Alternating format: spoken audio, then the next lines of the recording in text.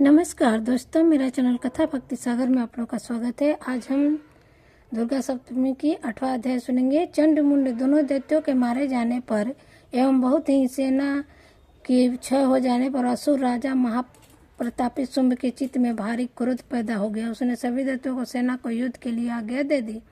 उसने कहा, आज सियासी युद्ध सेनापति अपनी सारी सेना को लेकर जाओ। असुर 84 कंबू सेनापति भी अपनी सेना के साथ युद्ध के लिए निकले और मेरी आज्ञा से 50 करोड़ वीर्य कुल के असुर तथा 100 धौम्य कुल के सेनापति सेनाओं के साथ कुछ कर दे। फिर मेरी आज्ञा से कालिक मोरे दौड़ने कालिकेय सभी असुर तैयार होकर शीघ्र प्रस्थान करें।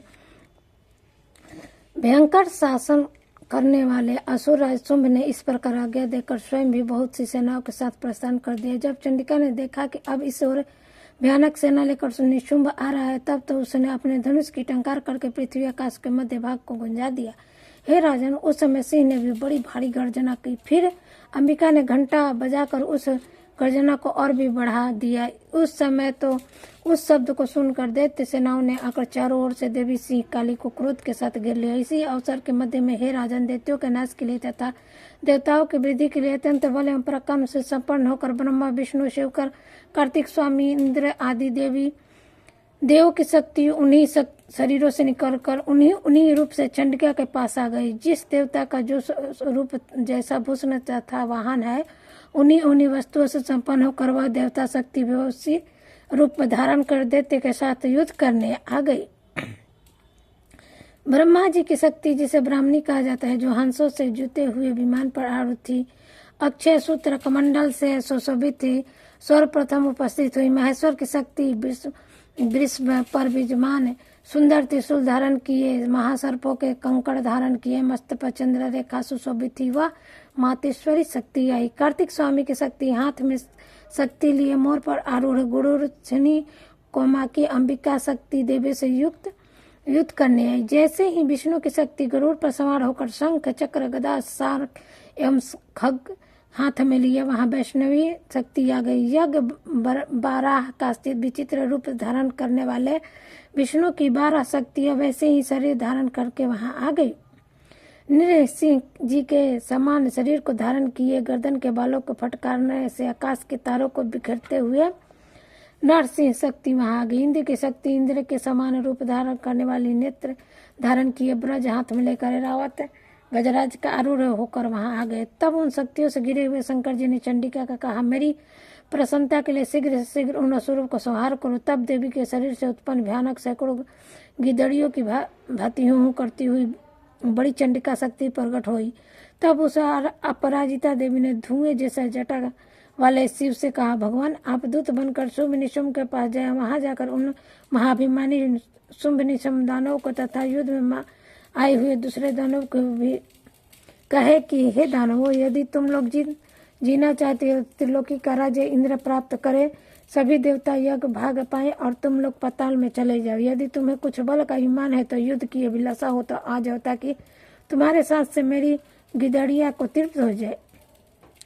इस दूत रूप में स्वयं शिव की देवी जी ने युक्त किया। वह शिव शक्ति संसार में शिवदूती एवं ऐसे नाम से विख्यात हुई। जब शिव द्वारा कथित देवी जी के वचन उन महासुरों ने सुने तो क्रोध में आ गए और वहां कत्यायनी देवी स्थित थी, उस ओर बढ़ने लगे। वहां कुपित होकर उस देवता शत्रुओं ने वान शक्ति सृष्टि और आयुधों से देवी जी पर पहले वर्षा करना आरंभ कर दिया। तब टंकार करके धनुष द्वारा पहने पहने वान छोड़कर देवी जी ने खोल दी कि खेल ही खेल में उनके फेंके हुए वान शूल त्रिशूल आदि शस्त्रों को काट डाला। फिर काली भी उनके सामने होकर शत्रुओं को शूल के प्रहार से चिरती फाड़ती खड्गवास से कुचलती मारती विचरण करने लगी। इधर ब्राह्मणी शक्ति भी जिस ओर दौड़ी उसने कमंडल का जड़ छड़ी देती, जिससे शत्रुओं का पराक्रम एवं तेज नष्ट हो जाता। महेश्वरी शक्ति ने त्रिशूल एवं द्वारा, वैष्णवी शक्ति ने चक्र द्वारा और कौमा की शक्ति द्वारा उस देवियों का छन करना आरंभ कर दिया। इंद्र शक्ति के ब्रज गिरने से सैकड़ों दैत्य दानव विच्छिन्न होकर दिन के पाताल बहाते हुए पृथ्वी पर गिरने लगे। बराहवी शक्ति ने तो कुछ ऐसे एक को तुंड प्रहार से मारा। जितने कितने दैत्य को छातियों अपनी दाढ़ियों के आकर भाग से चीर डाली। 12 मूर्ति ने चक्र द्वारा बहुत से दैत्य चीर फाड़ डाले। कितने महादैत्यों को नरसिंह शक्ति अपने नाखूनों से वितीर्ण करके खाने लगा। कितने दैत्य शिवदूतों के कठोर अट्टहास से भयभीत होकर पृथ्वी पर गिरने लगा और फिर उन्हें खा जाती। इस प्रकार अत्यंत कुपित होकर उसने अनेक द्वारा बड़े बड़े दैत्यों को मारते हुए मातृगण को देखकर शत्रुओं के सेनाएं भागने लगे। उस दैत्यों को मातृगण से पीड़ित होकर भागते हुए देख क्रुद्ध महाअसुर रक्त बीज युद्ध करने के लिए आ गए। रक्त बीज के ब्रजमय शरीर से एक भी रुधिर बिंदु जब पृथ्वी पर गिरती तब उसके समान बलवान दूसरा असुर पैदा हो जाता है। उस महासुर ने आकर इंद्र शक्ति के साथ युद्ध किया। तब देवी इंद्र शक्ति ने अपने ब्रज के साथ रक्त बीज की ताड़ना की। ब्रज के लगते ही उसके शरीर से बहुत से योद्धा पैदा हो जाते, जिसका रूप पराक्रम में रक्त बीज के समान था। जिसकी भी रक्त की बूंदे शरीर से गिरती उसके उतने ही उसके सदृश बलबीर पराक्रमी पुरुष उत्पन्न हो जाते। वे रक्त से उत्पन्न हुए पुरुष भी अत्यंत भयानक अस्त्र से सुशोभित होकर मातृगणों के साथ लड़ने लगते। फिर एंट्री के ब्रज से उसका सिर छत विछत कर दिया, उससे रुधिर बह उठा। तब हजारों पुरुष उस रुधिर से पैदा हो गए। वैष्णवी शक्ति के चक्र द्वारा उसे मारा गया। इंद्री की गदा द्वारा असुरराज की ताड़ना की। वैष्णवी के चक्र से छत होने पर उसके शरीर से जो ही रुधिर स्राव हुआ उससे हजारों उसी के समान महासुर पैदा हो, उससे संपूर्ण जगत भर गया। कौमारी ने शक्ति से उसे मारा। पराही ने तलवार से, महेश्वरी ने महासुर रक्त बीज के त्रिशूल से हनन कर दिया।